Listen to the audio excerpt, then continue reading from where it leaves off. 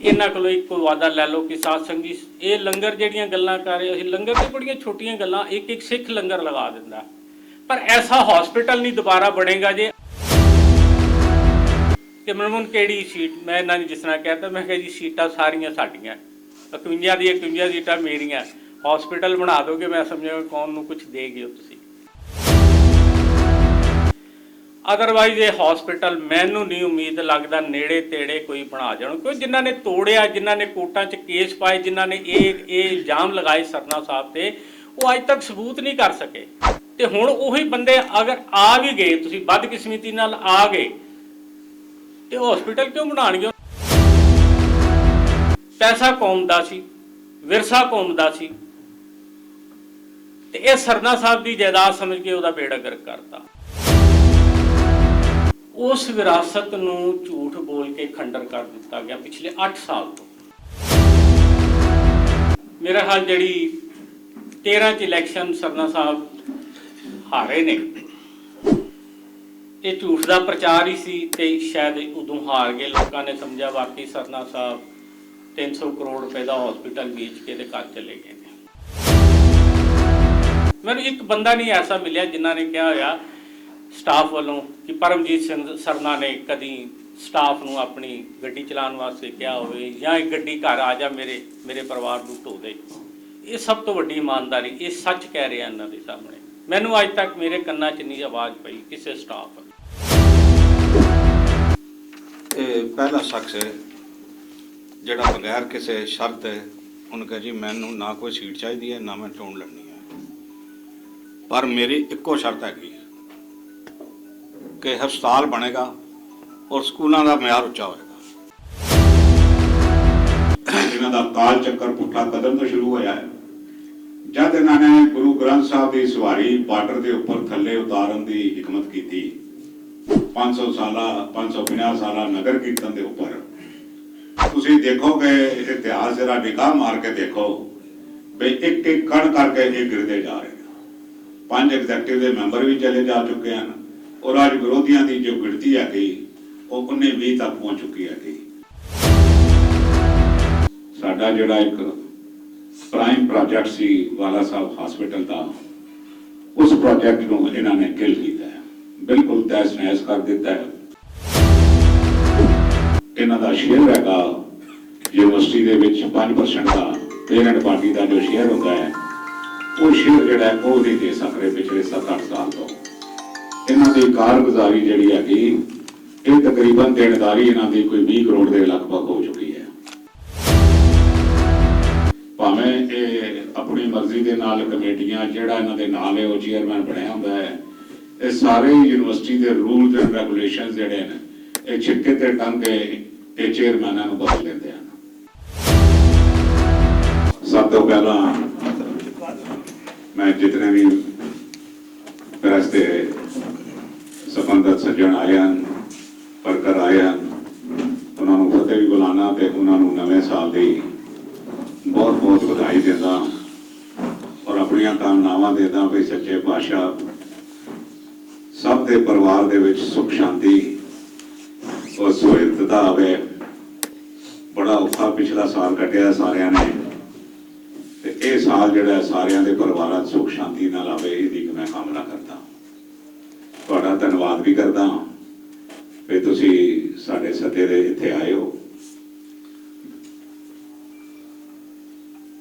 दूसरी गल ਜਿਹੜੀ ਅਸੀਂ ਕਰਨੀ ਹੈ ਕਿ ਵੀ ਅੱਜ ਸ਼੍ਰੋਮਣੀ ਅਕਾਲੀ ਦਲ ਦਿੱਲੀ ਨੂੰ ਪੂਰੇ 36 ਦਿਨ ਹੋ ਗਏ ਹਨ 27 ਨਵੰਬਰ ਤੋਂ ਜੋ ਲੰਗਰ ਦੀ ਸੇਵਾ ਕਿਸਾਨ ਭਰਾਵਾਂ ਵਾਸਤੇ ਚੱਲ ਰਹੀ ਸੀ ਸ਼ੁਰੂ ਕੀਤੀ ਗਈ ਸੀ ਉਹ ਅੱਜ ਵੀ ਚੱਲ ਰਹੀ ਹੈ और मैं समझता हूँ भाई श्रोमणी अकाली दल दिल्ली ही ऐसी दिल्ली की संगठन है पार्टी है जिहड़ी ये सेवा कर रही है जितने भी खिडारी दिल्ली कमेटी के विच लंगर रपोटे कस के आ रहे हैं किसी ने भी सेवा के वाले पासे मूँह नहीं किया किसी ने लंगर जाके सेवा कर ली है तो गल जुदा हैगी और जिस तरह श्रोमणी अकाली दल ने लंगर की सेवा की और कर रहा है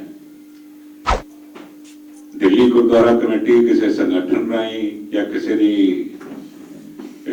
ਮਦਦ ਦੇ ਨਾਲ ਕੋਈ ਕਰ ਰਿਹਾ ਤੇ ਆਪਣਾ ਨਾ ਕਰ ਰਹੇ ਹਨ, ਉਹ ਗੱਲ ਜੁਦਾ ਹੈਗੀ। ਪਰ ਐਜ਼ ਏ ਪਾਰਟੀ ਕੋਈ ਵੀ ਪਾਰਟੀ ਜਿਹੜੀ ਹੈਗੀ ਕਿਸੇ ਨੇ ਸੇਵਾ ਨਹੀਂ ਕੀਤੀ, ਇਸ ਦਾ ਸਾਨੂੰ ਫਖਰ ਹੈਗਾ। ਔਰ ਗੁਰੂ ਮਹਾਰਾਜ ਦਾ ਕੋਟਾਨ ਕੋਟ ਧੰਨਵਾਦ ਹੈਗਾ ਵੀ ਜਿਨ੍ਹਾਂ ਨੇ ਸਾਡੇ ਵਰਕਰਾਂ ਨੇ ਬੜੀ ਸੇਵਾ ਕੀਤੀ ਹੈ। ਮੈਂ ਖਾਸ ਤੌਰ ਤੇ ਆਪਣੇ ਯੂਥ ਦੇ ਪ੍ਰਧਾਨ ਸਰਦਾਰ ਰਮਨਦੀਪ ਸਿੰਘ ਜੀ ਸੋਨੂ, ਰਿੰਟਾ ਜੀ ਮੇਰੇ ਖੱਬੇ ਪਾਸੇ ਬੈਠੇ ਨੇ, ਆਪਣਾ ਗੋਪਾ ਜੀ ਭੈਣ ਜੀ ਬੈਠੇ ਹੋਏ ਨੇ, ਬੀਬੀਆਂ ਬੈਠੀਆਂ ਨੇ, ਇਹਨਾਂ ਨੇ ਬੜੀ ਸੇਵਾ ਕੀਤੀ ਹੈ ਜੀ ਔਰ ਬੜੀ ਸ਼ਿੱਦਤ ਦੇ ਨਾਲ ਸੇਵਾ ਕੀਤੀ ਹੈ ਕਿ ਮੈਂ ਸਮੁੱਚੀ ਪਾਰਟੀ ਵੱਲੋਂ, ਪ੍ਰਧਾਨ ਸਾਹਿਬ ਵੱਲੋਂ ਇਹਨਾਂ ਦਾ ਸਾਰਿਆਂ ਦਾ ਬਹੁਤ ਬਹੁਤ ਧੰਨਵਾਦ ਕਰਦਾ। ਅੱਜ ਦਾ ਇਹ ਖਾਸ ਮੁਕਾਮ ਜਿੱਥੇ ਤੁਹਾਨੂੰ ਅਸੀਂ ਨਵੇਂ ਸਾਲ ਦੀ ਵਧਾਈ ਦਿੰਦੇ ਹਾਂ, ਅੱਜ ਸ਼੍ਰੋਮਣੀ ਅਕਾਲੀ ਦਲ ਦਿੱਲੀ ਨੂੰ ਨਵੇਂ ਸਾਲ ਦੇ ਦਿਨ ਬਹੁਤ ਨਾਯਾਬ ਤੋਹਫਾ ਮਿਲਿਆ। ਤੋਹਫਾ ਹੈਗਾ ਸਰਦਾਰ ਮਨਮੋਹਨ ਸਿੰਘ ਜੀ, ਮੈਂਬਰ ਦਿੱਲੀ ਗੁਰਦੁਆਰਾ ਕਮੇਟੀ, ਜੋ ਕਿ ਵਿਕਾਸਪੁਰੀ ਤੋਂ ਬਾਦਲ ਦਲ ਨਾਲ ਸੰਬੰਧਿਤ ਸਨ। ਇਹਨਾਂ ਦੀਆਂ ਕਾਰਗੁਜ਼ਾਰੀਆਂ ਦੇਖਦੇ ਹੋਏ ਇਹਨਾਂ ਨੇ ਇਹ ਫੈਸਲਾ ਕਰ ਲਿਆ ਬਈ ਕਿਉਂਕਿ ਕੋਈ ਵੀ ਇਮਾਨਦਾਰ ਜਿਹੜਾ ਵਿਅਕਤੀ ਹੈ ਕਿਤਨੀ ਦੇਰ ਆਪਣੀ ਆਤਮਾ ਨੂੰ ਕੁਚਲ ਕੇ ਕੰਮ ਕਰ ਸਕਦਾ ਹੈ। ਬਸ ਹੋ ਜਾਂਦੀ ਹੈ ਆਦਮੀ ਦੀ, ਕਿਉਂਕਿ ਆਤਮਾ ਵੀ ਅੰਦਰੋਂ ਆਦਮੀ ਨੂੰ ਮਜਬੂਰ ਕਰਦੀ ਹੈ ਵੀ ਤੁਸੀਂ ਹੁਣ ਇਹ ਬਹੁਤ ਜ਼ਿਆਦਾ ਚੋਰੀ ਚਕਾਰੀ ਹੋ ਚੁੱਕੀ ਹੈ, ਬੜਾ ਮਾੜਾ ਪ੍ਰਬੰਧ ਹੋ ਚੁੱਕਾ ਹੈ, ਸੰਗਤਾਂ ਦੇ ਨਾਲ ਬੜਾ ਧੋਖਾ ਹੋਇਆ ਹੈ। ਪਿਛਲੇ 8 ਸਾਲ ਦੇ ਵਿੱਚ ਇੰਨੇ ਵੱਡੇ ਧੋਖੇ ਇਤਿਹਾਸ ਦੇ ਵਿੱਚ ਸੰਗਤ ਨਾਲ ਕਿਸੇ ਨੇ ਨਹੀਂ ਕੀਤੇ ਜਿਤਨੇ ਕਿ ਬਾਦਲ ਦਲ ਨੇ ਕੀਤੇ ਹਨ।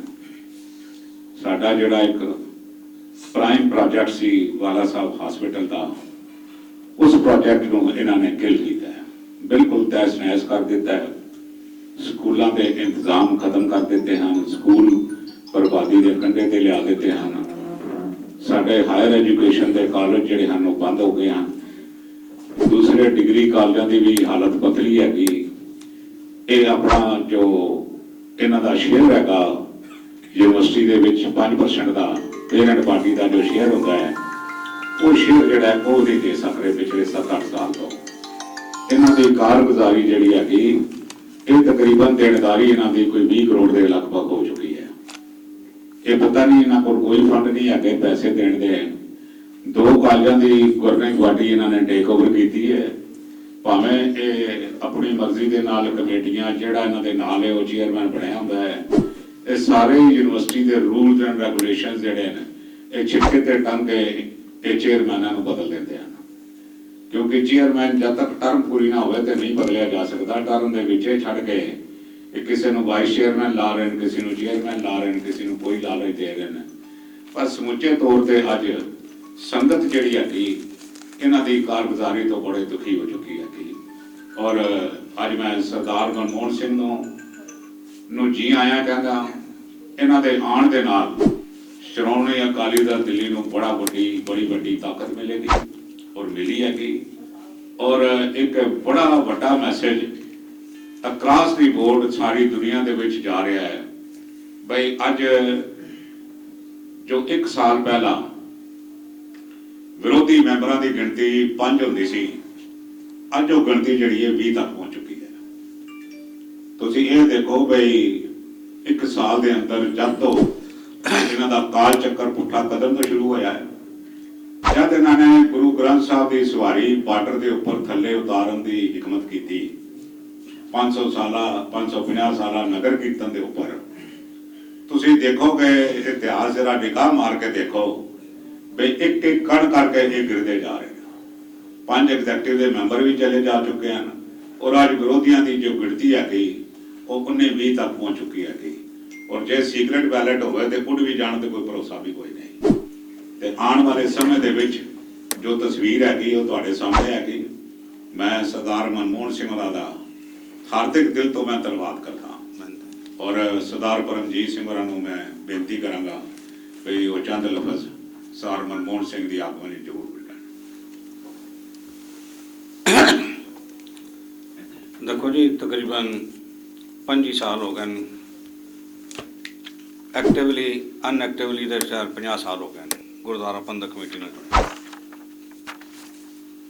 ਇਹ ਪਹਿਲਾ ਸ਼ਖਸ ਹੈ ਜਿਹੜਾ ਬਗੈਰ ਕਿਸੇ ਸ਼ਰਤ ਹੈ ਉਹਨੇ ਕਿਹਾ ਜੀ ਮੈਨੂੰ ਨਾ ਕੋਈ ਸੀਟ ਚਾਹੀਦੀ ਹੈ ਨਾ ਮੈਂ ਚੋਣ ਲੜਨੀ ਹੈ, ਪਰ ਮੇਰੀ ਇੱਕੋ ਸ਼ਰਤ ਹੈਗੀ ਕਿ ਹਸਪਤਾਲ ਬਣੇਗਾ ਔਰ ਸਕੂਲਾਂ ਦਾ ਮਿਆਰ ਉੱਚਾ ਹੋਏਗਾ।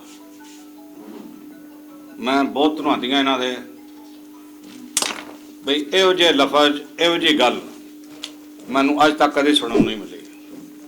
ਵਰਨਾ ਆਂਦੇ ਕਹਿੰਦੇ ਨਸ਼ਾ ਟਿਕਟ ਦੇ ਦਿਓ, ਉਹ ਕਰ ਦਿਓ, ਫਲਾਣ ਕਰ ਦਿਓ। ਨਾ, ਬਿਲਕੁਲ ਨਹੀਂ। ਮੇਰੀ ਕਹਿੰਦੇ ਨੇ ਕੋਈ ਸ਼ਰਤ ਨਹੀਂ। ਇਹ ਮੈਂ ਜਾਣਦਾ ਇਹਨਾਂ ਦੇ ਵਾਲਦ ਸਾਹਿਬ ਤੋਂ, ਮੈਂ ਜਾਣਦਾ ਕੁਰਬਾਨੀ ਵਾਲੇ ਸਿੰਘ ਨੂੰ। 85 ਦੇ ਵਿੱਚ ਜੋ ਘਟਨਾਵਾਂ ਦਿੱਲੀ 'ਚ ਵਸੀਆਂ ਉਹਨਾਂ ਵਿੱਚੋਂ ਇੱਕ ਸੱਜਣ ਸਨ। ਗੁਰੂ ਨੇ ਰਹਿਮਤ ਕੀਤੀ, 25-30 ਸਾਲ ਮੁਕੱਦਮੇ ਲੜ ਕੇ ਤਸੀਹੇ ਸਹਿ ਕੇ ਇਹ ਬਾਹਰ ਆਏ। ਉਹ ਉਸੇ ਦੀ ਜਿਹੜੀ ਇਹਨਾਂ ਦੀ ਜਾਗ ਹੈ ਨਾ, ਉਹ ਇਹਨਾਂ ਦੇ ਵਾਲਦ ਸਾਹਿਬ ਨੇ ਲਾਈ ਹੋਈ ਹੈ, ਇਮਾਨਦਾਰੀ ਤੇ ਦਿਆਨਤਦਾਰੀ ਦੀ। ਕਦੀ ਉਹ ਗੱਲ ਕਿਸੇ ਦੀ ਸੁਣਦੇ ਨਹੀਂ ਸਨ, ਭਾਵੇਂ ਕੋਈ ਜਿੰਨਾ ਮਰਜ਼ੀ ਵੱਡਾ ਹੋਵੇ, ਮੂੰਹ ਤੇ ਕਹਿ ਦਿੰਦੇ ਸਨ। ਉਹ ਨਜ਼ਾਰਾ ਜਿਹੜਾ ਮੈਂ ਆਪਣੀਆਂ ਅੱਖਾਂ ਨਾਲ ਦੇਖਿਆ ਹੋਇਆ। ਸੋ ਆਪਾਂ ਦਿਲ ਦੀ ਗਹਿਰਾਈਆਂ ਤੋਂ ਇਹਨਾਂ ਦਾ ਸਵਾਗਤ ਕਰਦੇ ਹਾਂ ਔਰ ਸਮਝਦੇ ਹਾਂ, ਜਿਵੇਂ ਰਵਿੰਦਰ ਸਿੰਘ ਨੇ ਕਿਹਾ ਵੀ ਸਾਡੀ ਪਾਰਟੀ ਨੂੰ, ਸਾਡੇ ਵਰਕਰਾਂ ਨੂੰ ਬਹੁਤ ਤਾਕਤ ਮਿਲੀ ਹੈ ਔਰ ਆਉਣ ਵਾਲੇ ਸਮੇਂ 'ਚ ਵੀ ਸਾਨੂੰ ਉਮੀਦ ਹੈ ਕਿ ਜਿਹੜੇ ਕੋਈ ਅਣਖ ਗੈਰਤ ਵਾਲੇ ਬੰਦੇ ਰਹਿ ਗਏ ਨੇ ਉਹ ਸ਼੍ਰੋਮਣੀ ਅਕਾਲੀ ਦਲ ਦਿੱਲੀ ਨੂੰ ਸ਼ਾਮਲ ਹੋਣਗੇ, ਕਿਉਂਕਿ ਸ਼੍ਰੋਮਣੀ ਅਕਾਲੀ ਦਲ ਦਿੱਲੀ ਹੈ ਜਿਹਦੇ ਇਤਨੇ ਲੰਮੇ ਇਤਿਹਾਸ ਦੇ ਵਿੱਚ ਕਿਸੇ ਦਾ ਇੱਕ ਪਿੰਡ ਦਾ ਨੋਕ ਚਿਗਣਾ ਵੀ ਦਾਗ ਨਹੀਂ ਲੱਗਾ ਹੋਇਆ। ਬਤੇਰੇ ਘੋੜੇ ਦੌੜਾਏ ਇਹਨਾਂ ਨੇ, ਨਾ ਪ੍ਰਬੰਧਕ ਪੱਖੋਂ ਨਾ ਧਾਰਮਿਕ ਪੱਖੋਂ, ਕਿਸੇ ਪੱਖੋਂ ਵੀ ਸ਼੍ਰੋਮਣੀ ਅਕਾਲੀ ਦਲ ਦਿੱਲੀ ਦੇ ਵਿੱਚ ਕੋਈ ਦਾਗ ਨਹੀਂ ਲੱਗ ਸਕਿਆ। ਔਰ ਮੈਂ ਸਮਝਦਾ ਕਿ ਆਉਣ ਵਾਲੇ ਸਮੇਂ ਦੇ ਵਿੱਚ ਜੋ ਤਬਾਹੀ ਕੀਤੀ ਗਈ ਹੈ ਪਿਛਲੇ 8 ਸਾਲਾਂ ਦੇ ਵਿੱਚ, ਉਹ ਤੁਸੀਂ ਸਾਰੇ ਬਹੁਤ ਚੰਗੀ ਤਰ੍ਹਾਂ ਜਾਣਦੇ ਹੋ, ਮੈਨੂੰ ਦੁਹਰਾਉਣ ਦੀ ਲੋੜ ਨਹੀਂ। ਪਰ ਉਸ ਤਬਾਹੀ ਨੂੰ ਰੋਕ ਕੇ ਨਵੇਂ ਸਿਰੋਂ ਦਿੱਲੀ ਸਿੱਖ ਗੁਰਦੁਆਰਾ ਪ੍ਰਬੰਧਕ ਕਮੇਟੀ ਨੂੰ, ਦਿੱਲੀ ਦੇ ਸਿੱਖਾਂ ਦੀ ਆਨ ਨੂੰ, ਸ਼ਾਨ ਨੂੰ ਉੱਤੇ ਤੱਕ ਲੈ ਕੇ ਜਾਣਾ, ਇਹ ਮੈਂ ਸਮਝਦਾ ਸਾਡੇ ਦਿੱਲੀ ਦੇ ਸਾਰੇ ਸਿੱਖਾਂ ਦਾ ਫਰਜ਼ ਹੈ, ਜਿਹਨੂੰ ਸ਼੍ਰੋਮਣੀ ਅਕਾਲੀ ਦਲ ਦਿੱਲੀ ਸਾਰਿਆਂ ਦੇ ਸਹਿਯੋਗ ਨਾਲ ਪੂਰਾ ਕਰੇਗਾ। ਵਾਹਿਗੁਰੂ ਜੀ ਕਾ ਖਾਲਸਾ, ਵਾਹਿਗੁਰੂ ਜੀ ਕੀ ਫਤਿਹ।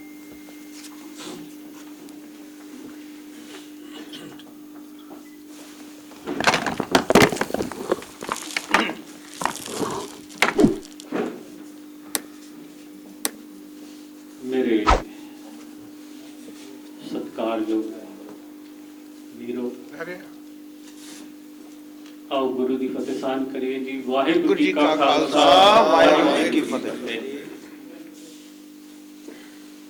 ਦਾਸ ਨੂੰ ਇੱਕ ਗੱਲ ਕਾਫੀ ਦੇਰ ਤੋਂ ਸਤਾ ਰਹੀ ਸੀ। ਸਾਡੇ ਮਾਨਯੋਗ ਪੰਥ ਰਤਨ ਬਾਬਾ ਹਰਬੰਸ ਸਿੰਘ ਜੀ ਨੇ ਮੇਰਾ ਖਿਆਲ ਹਿੰਦੁਸਤਾਨ ਦੇ ਹਰ ਕੋਨੇ 'ਚ ਗੁਰਦੁਆਰਾ ਬਣਾਇਆ। ਦਿੱਲੀ ਦੇ ਵੀ ਸਾਰੇ ਗੁਰਦੁਆਰੇ ਉਹਨਾਂ ਨੇ ਬਣਾਏ ਤੇ ਸਰਦਾਰ ਪਰਮਜੀਤ ਸਿੰਘ ਜੀ ਸਰਨਾ ਨੇ ਉਸ ਸਮੇਂ ਉਹਨਾਂ ਨੂੰ ਇੱਕ ਸੇਵਾ ਹੋਰ ਦਿੱਤੀ ਕਿ ਜਿੱਥੇ ਗੁਰਦੁਆਰੇ ਬਣਾਉਂਦੇ ਕੌਮ ਵਾਸਤੇ ਕੋਈ ਹਸਪੀਟਲ ਬਣਾ ਦਈਏ। ਸਰਦਾਰ ਪਰਮਜੀਤ ਸਿੰਘ ਜੀ ਸਰਨਾ ਨਾਲ ਮਿਲ ਕੇ ਬਾਬਾ ਹਰਬੰਸ ਸਿੰਘ ਜੀ ਨੇ ਬਹੁਤ ਵੱਡਾ ਹਸਪੀਟਲ, ਬਹੁਤ ਵੱਡੀ ਵਿਰਾਸਤ ਸਿੱਖ ਕੌਮ ਨੂੰ ਦਿੱਤੀ। ਪਰ ਦੁਖਾਂਤ ਹੈ, ਮੈਂ ਸਮਝਦਾ ਕੌਮ ਦਾ ਦੁਖਾਂਤ ਹੈ, ਹੋਵੇ ਸਿੱਖ ਤੇ ਦੂਸਰੇ ਸਿੱਖ ਦੇ ਉੱਪਰ ਝੂਠਾ ਇਲਜ਼ਾਮ ਲਗਾਵੇ। ਪ੍ਰੂਫ ਕਰ ਦਿਓ ਫਿਰ ਤੇ ਸੱਚ ਹੈ। ਬੜਾ ਮੀਡੀਆ ਤੇ ਖਬਰਾਂ ਪਈਆਂ ਜੀ 300 ਕਰੋੜ ਦਾ ਹਸਪੀਟਲ ਵੇਚ ਦਿੱਤਾ, 300 ਕਰੋੜ ਦਾ ਹਸਪੀਟਲ ਵੇਚਤਾ, ਸਰਨਾ ਸਾਹਿਬ ਨੇ ਵੇਚ ਦਿੱਤਾ। ਔਰ ਮੇਰਾ ਹਾਲ ਜਿਹੜੀ 13 ਚ ਇਲੈਕਸ਼ਨ ਸਰਨਾ ਸਾਹਿਬ ਹਾਰੇ ਨੇ, ਇਹ ਝੂਠ ਦਾ ਪ੍ਰਚਾਰ ਹੀ ਸੀ ਤੇ ਸ਼ਾਇਦ ਉਦੋਂ ਹਾਰ ਗਏ। ਲੋਕਾਂ ਨੇ ਸਮਝਿਆ ਵਾਕਈ ਸਰਨਾ ਸਾਹਿਬ 300 ਕਰੋੜ ਰੁਪਏ ਦਾ ਹਸਪੀਟਲ ਵੇਚ ਕੇ ਤੇ ਘਰ ਚਲੇ ਗਏ ਨੇ। ਦਾਸ ਜਦੋਂ ਵੀ ਦਾਸੀ ਡਿਊਟੀ ਗੋਲਕਾਂ ਦੇ ਵਿੱਚ ਚੇਅਰਮੈਨ ਗੋਲਕਾਂ ਦੇ 20 ਦਿਨ ਬਾਅਦ ਦੇ ਮੌਕਾ ਮਿਲਦਾ ਹੈ ਜਾਣ ਦੇ ਹਰ ਗੁਰਦੁਆਰੇ 'ਚ। ਜਦੋਂ ਦੀ ਉਹ ਬਿਲਡਿੰਗ ਮੈਂ ਜਦੋਂ ਦੇਖਦਾ ਮਨ ਨੂੰ ਇੱਕ ਬੜਾ ਠੇਸ ਪਹੁੰਚਦੀ ਸੀ ਕਿ ਯਾਰ एडी करोड़ा 200 250 करोड़ की प्रॉपर्टी है, 400 कमरे गिने भी नहीं जा सकते। आम बंदा जाएगा तो शायद कमरे नहीं गिने जा सकते। एडी वड्डी विरासत कौम नूं दित्ती सी। 500 ਤੋਂ ਉੱਪਰ 500 कमरे के उपर ने परमजीत सिंह मेरे वीर वड्डे कह रहे हैं। उस विरासत नूं झूठ बोल के खंडर कर दिता गया पिछले 8 साल तो। जे ते मैं इन्हां दे नाल ही बैठा, जे ते परमजीत सिंह सरना जी की कोठी तड़वा देंदे ओपोजिशन वाले, फिर तो मैं इन्हां नाल शायद अज ना बैठदा। पर उहदे च शर्त सी जे हॉस्पिटल चला देंदे। 4 साल के करीब इन्हां ते केस भी चलिया, झूठा केस पाया गया, कोर्ट ने बरी भी कर दिता और प्रूफ नहीं हो सकिया भी इन्हां ने पैसा खाता है। क्योंकि महाराज जी सतगुरु की बड़ी बख्शिश है इन्हां ते पैसे वालों, मैं समझदा। और 4 साल के करीब मैनूं भी हो चलिया दिल्ली कमेटी का मैंबर। तो मैं 4 साल च कोई हंकार वाले बोल जाए, इन्हां दी कोई वडियाई नहीं करता। मैं महाराज की हजूरी च सबनूं पता काफ़ी बारी लाइव ते बोल देना, जो सच है सच है। मैंने एक बंदा नहीं ऐसा मिलिया जिन्हों ने कहा होया स्टाफ वालों कि परमजीत सिंह सरना ने कभी स्टाफ नूं अपनी गड्डी चलाने वास्ते कहा होवे या एक गड्डी घर आ जा मेरे परिवार नूं धो दे। ये सब तो वड्डी ईमानदारी, ये सच कह रहे हैं इन्हां दे सामने। मैनूं अज तक मेरे कन्नां च नहीं आवाज़ पई किसी स्टाफ वालों। दुख इसी चीज़ का सी कि जे सरना साहब का नुकसान पहुँचा देंदे तो कोई गल ही नहीं सी। पहुँचा लो अगर तुहाडे च ताकत है, कौम का नुकसान पहुँचाता। अज उही बंदे उन्हां नाल भी मैं कईयां नाल इंटरव्यू की गलबात की। मैं कहा जी कौम का विरसा सी कि तुसी डंडे दे के तुसी कोर्ट च केस पा के झूठ बोल बोल के ओहदा बेड़ा गर्क करता। पैसा बाबा हरबंस सिंह जी, तुसी देखना किते बाबा हरबंस सिंह जी, बाबा हरबचन सिंह जी ने जिथे चद्दर विछाई होंदी है कई बार 10-10 रुपए छड़ के 2-2 रुपए भी संगत पाती है। 2 रुपए की भी कीमत शायद वो गरीब सिख की ज़्यादा होएगी। पैसा कौम का सी, विरसा कौम का सी, ते ये सरना साहब की जायदाद समझ के वह बेड़ा गर्क करता। हुण थोड़ी जी उन्होंने रिपेयर बाबा हरबंस सिंह जी कर रहे हैं।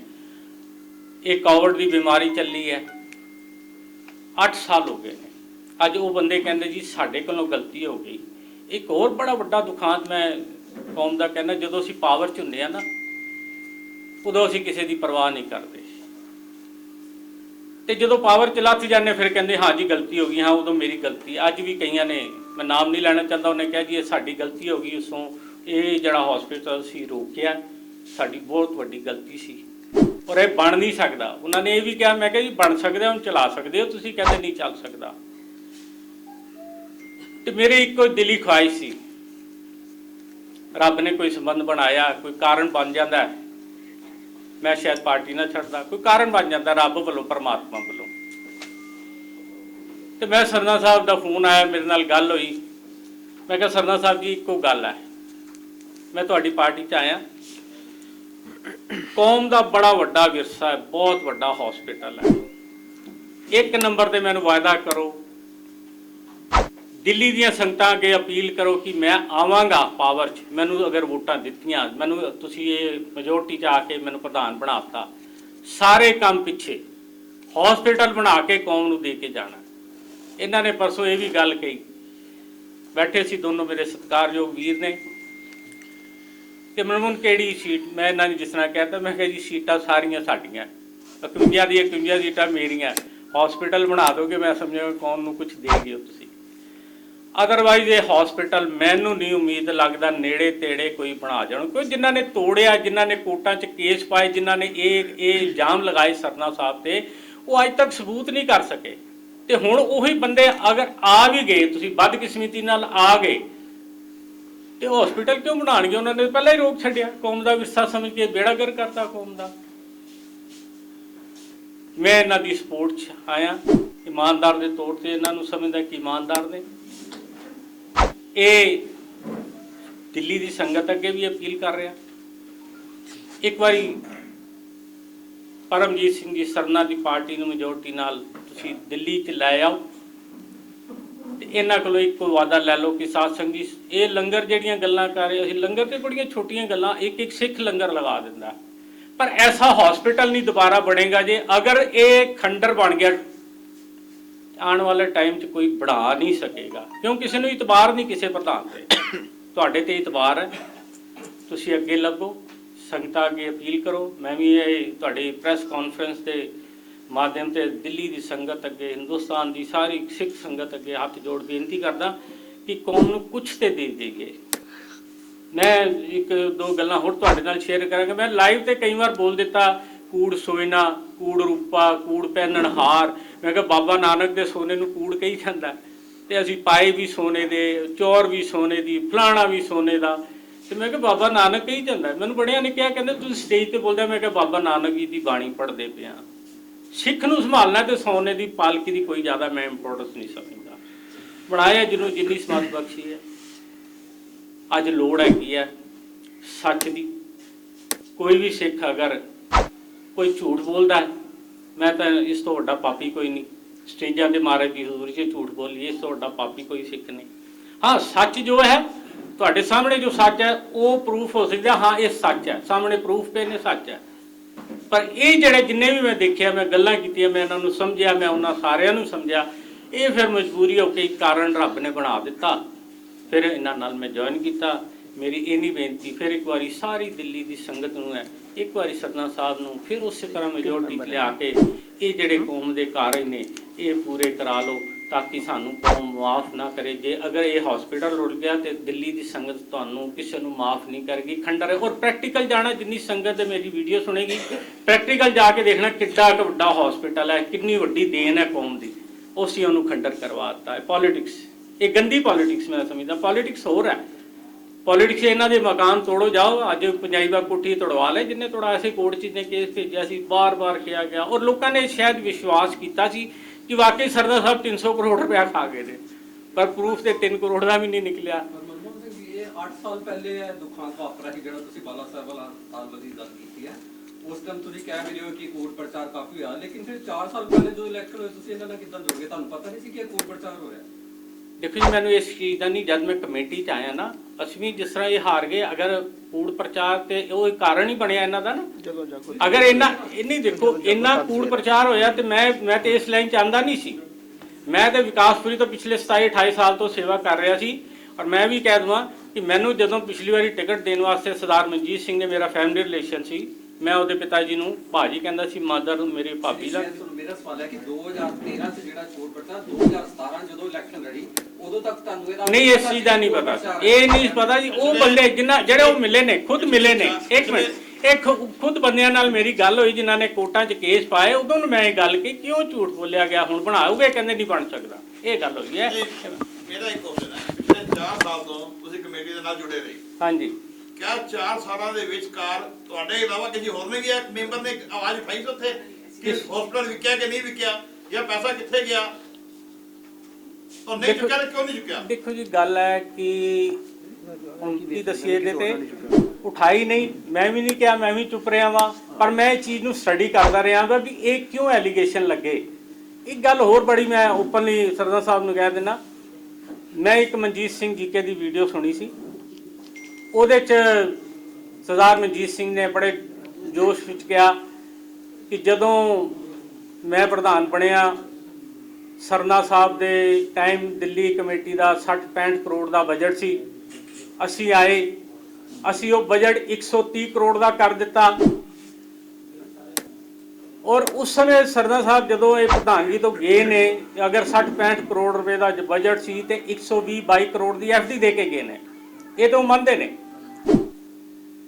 ਤੇ 130 ਕਰੋੜ ਦਾ ਬਜਟ ਹੋਣ ਦੇ ਬਾਅਦ ਸਾਡੇ ਬੱਚਿਆਂ ਦੀ ਉਸ ਤੋਂ ਬਾਅਦ ਤਨਖਾਹਾਂ ਨਹੀਂ ਦਿੱਤੀ ਗਈ। ਇੰਨਾ ਬਜਟ ਵੱਧ ਗਿਆ, ਡਬਲ ਕਰ ਲਿਆ, ਐਫਡੀ ਵੀ ਖਤਮ ਹੋ ਗਈ, ਪੈਸਾ ਖਤਮ ਹੋ ਗਿਆ। ਇਸ ਦਾ ਮਤਲਬ ਪੈਸੇ ਦਾ ਦੁਰਉਪਯੋਗ ਹੋਇਆ। ਤੁਸੀਂ ਹੁਣ ਛੱਡ ਕੇ ਆਏ ਹੋ ਕਮੇਟੀ ਨੂੰ, ਕਿੰਨਾ ਕੁ ਪੈਸਾ ਪਿਆ ਕਮੇਟੀ ਅੰਦਰ ਇਸ ਟਾਈਮ ਤੁਹਾਨੂੰ? ਦੇਖੋ ਜੀ, ਮੈਂ ਨਾ ਇਹਨਾਂ ਚੀਜ਼ਾਂ 'ਚ ਨਹੀਂ ਜਾਂਦਾ। ਮੈਂ ਥੋੜਾ ਜਿਹਾ ਅਲੱਗ ਟਾਈਪ ਦਾ ਬੰਦਾ। ਮੈਂ ਆਪਣੀ ਜਿਹੜੀ ਡਿਊਟੀ ਕਰ ਗੋਲਕ ਤਾਂ ਗਿੰਦੇ ਸੀ। ਗੋਲਕ ਹੈ। ਜਦੋਂ ਦਾ ਲਾਕਡਾਊਨ ਹੋਇਆ ਉਸ ਤੋਂ ਬਹੁਤ ਜ਼ਿਆਦਾ ਘਟ ਗਈ ਹੈ।